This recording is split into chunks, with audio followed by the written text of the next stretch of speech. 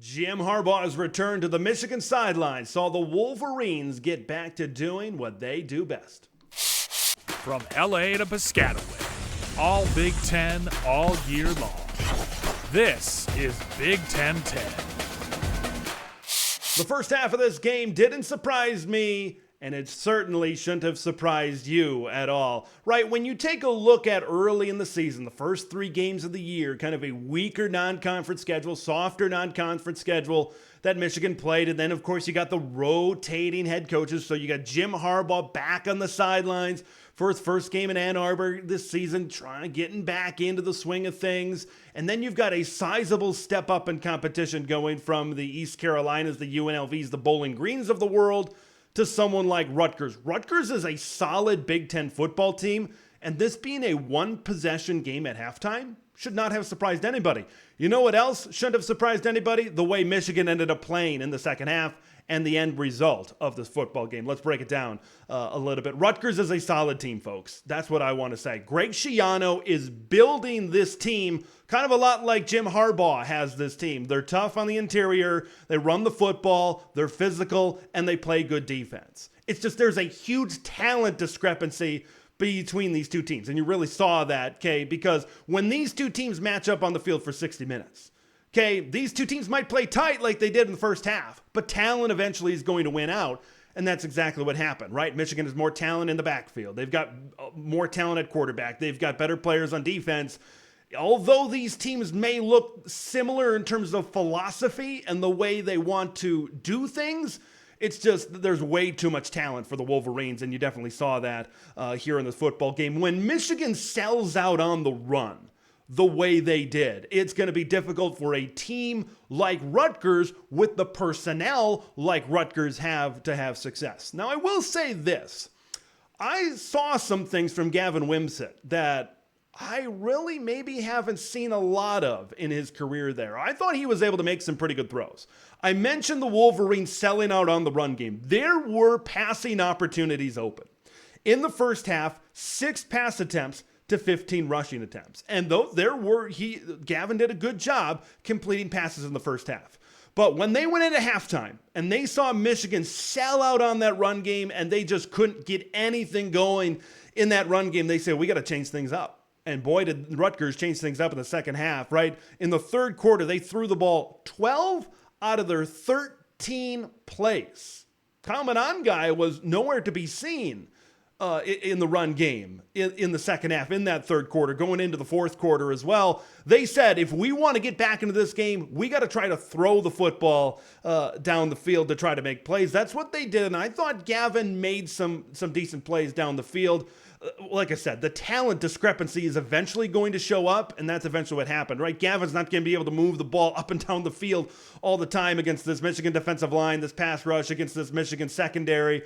You saw Mike Sanders still eventually make a play, make an excellent play that completely flipped this game, and that's where Michigan really started to pull away in this game. Okay, let's dive into Michigan in this game. First, I want to start with J.J. McCarthy. Did he miss a couple of throws early in this game? Yes, absolutely. Did he, like the rest of the team, did he maybe start a little bit slow and respond well as this game went on? Abso-frickin-lutely.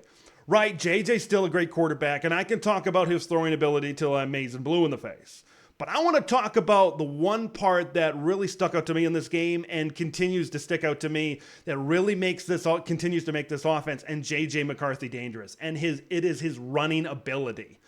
Right, scrambling ability is one thing, but those read plays, read options, zone reads, where he reads the defensive end, if it crashes in, he can take it. If the defensive end plays contain, he can give it, that kind of thing. That zone read play with J.J. McCarthy and Blake Corum is dangerous, man. That is dangerous. His running ability just adds another dimension to this offense. If you had a pure pocket passer and you had the offensive line and you had the receivers and the backs that Michigan did, that's a great offense. But now when you factor in JJ's running ability, it is a backbreaker on third downs. It keeps the sticks moving. And those were some of the biggest run plays that the Wolverines had in this game. Michigan didn't hit a bunch of huge explosive plays in this game, and you got to give Rutgers credit in that. But I think where they were able to get those chunk plays is with JJ and his feet. in this game, and that's something you got to think that they're going to utilize more. We've seen a good amount of it throughout this season, and we saw a good amount of it in this game, and you got to think we're going to see more of JJ utilizing that. We all know the arm he has. We all know his accuracy. We all know his throw power and the arm strength and all that. We all know all of those attributes that JJ McCarthy has, but it is his feet that really sets him apart, that really makes him so dangerous, because man, you pin your ears back and you rush him, he can take it off for 20 or 25 yards down the field. Let's talk about Donovan Edwards for just a minute. Early in this season, those non-conference games, he didn't really get going a ton in terms of him lining up in the backfield and running the football in a traditional run game sense. And you kind of saw a little bit of that in his carries, his limited carries that he did get in this football game. I believe going forward, the best way to kind of utilize Donovan Edwards is to line him up all across the formation. I think Michigan is extremely dangerous when you have JJ and his running ability, passing ability back there. You got Blake Corum as the main maybe bell cow traditional running back there, and then lining up Donovan Edwards all over the field. You can motion him into the backfield. You can give it to him on sweeps. You can give it to him on screens. When he got involved in the passing game against Rutgers, I think that's when you really started to see Donovan Edwards start to make some plays down the field. So are we going to see this offense look like it did last year? You know, where you see a lot of Donovan Edwards traditional run. You see a lot of Blake Corum traditional run. You kind of split those guys or however, they were doing that in the run game. I think you're going to see things, Sharon Moore, you got to think it's going to get a little bit more creative on how he wants to get Donovan Edwards involved in this football game as well. So just keep an eye on that. That's kind of one thing that I saw in this game, and that's one thing that I think we're going to see kind of going down the road. At the beginning of this video, I talked about Michigan getting back to doing what they do best. It is leaning on that offensive line. It is leaning on that run game. It is playing really good defense. This is the Michigan team that we wanted to see when we got into the second half. When we saw the defense start to play a lot better, when we saw them force a turnover, making a play, taking it back for 6, and just leaning on that run game, leaning into it, and JJ creating plays across the middle of the field. When you see the run game and the defense bottles up there near the line of scrimmage, JJ makes the throws over the top to Samaj Morgan. He makes the plays over the top to Roman Wilson, Cornelius Johnson, guys like that. We're starting to see Michigan really, I think that second half of this game, starting to kick it into gear a little bit. And Michigan is starting to get in a rhythm a little bit, and they're starting to look good. This is a good win over a solid Rutgers team. I love the way Michigan really responded and took over in the second half. Okay, we figured we'd see a tight game in the first half, and I just didn't, for Michigan's sake, I just didn't want to see a tight game in the second half for them because they were the superior team.